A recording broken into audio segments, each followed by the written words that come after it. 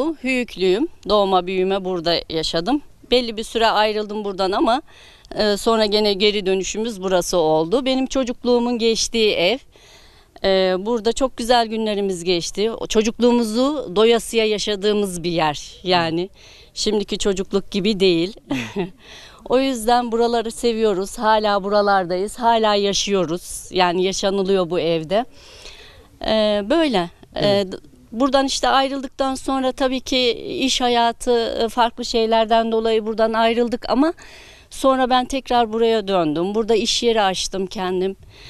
Ondan sonra işte sağlık nedeniyle biraz olmadı, işlerimiz kapattık ama ben Hüyü'yü seviyorum. Şimdi tabii buradaki birçok ev yıkıldı. Eskisi gibi değil, yani kalmadı. Birkaç yaşanan evlerde ayakta durmaya çalışıyor. Yani onlar da